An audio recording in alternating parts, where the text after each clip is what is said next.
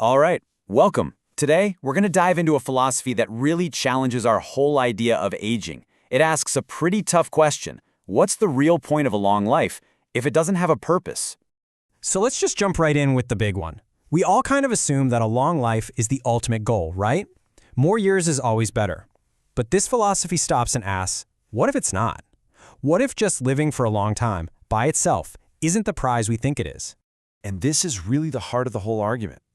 Society is obsessed with the number, 80, 90, 100 years old. But this philosophy says we're completely missing the point. The focus shouldn't be on the number of years, but on how we live them. Are those years actually filled with meaning, with a reason to get up in the morning? Or are they just passing time?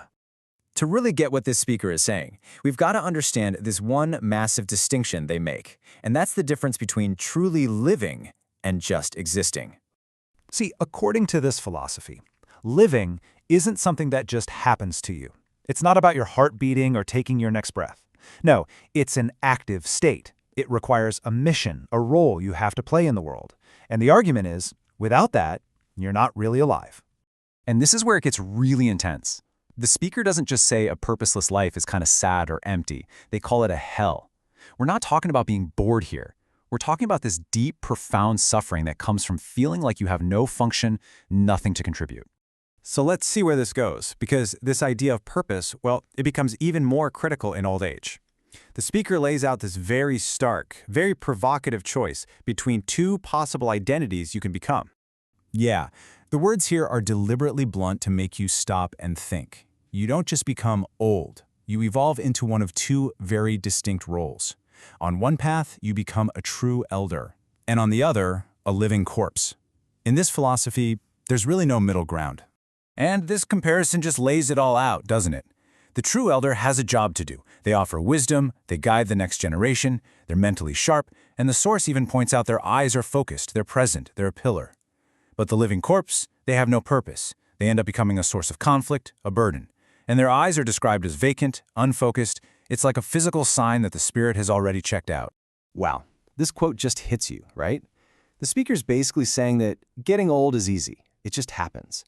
But becoming a true, respected elder, that's incredibly rare. It's a status you have to earn through a life of purpose. It doesn't just come automatically with a birthday cake. So, what does this actually look like in the real world? What are the consequences of these two paths? Well, the impact, especially on a family, is described as being like night and day. And the source really doesn't pull any punches here. It paints a pretty bleak picture. It argues that caring for someone who is just existing, with no inner fire, can completely consume a family member's life. It just sucks the life out of them. Their own ambitions, their time, their energy, it's all gone. It can cause constant fights and tension, and in the worst cases, it can even destroy a family's finances. But then you have the complete opposite. Having a true elder in the home is described as an honor. They're not a drain at all. They're a source of strength. Their wisdom acts as a moral compass, a stabilizing force for everyone. They're seen as totally essential, a key part of the family's strength and well-being. Okay, but here's the twist. And this is probably the most important part. This isn't really about pointing fingers at the elderly. According to this philosophy, this whole thing, it's actually a lesson for the rest of us, no matter how old we are.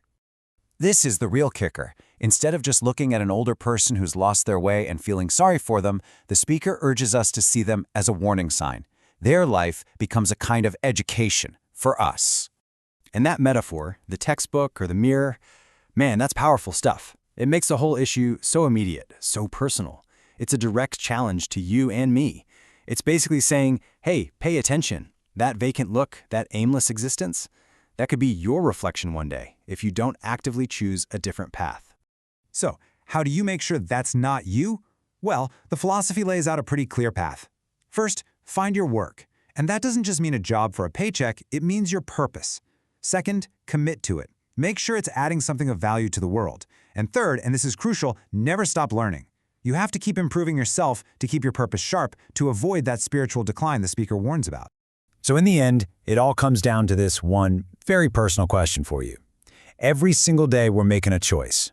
We're either building a life of meaning, becoming a pillar for others, or we're just existing until the clock runs out. Which path are you on? According to this way of thinking, that choice is yours to make every single day. Thanks for joining me for this explainer.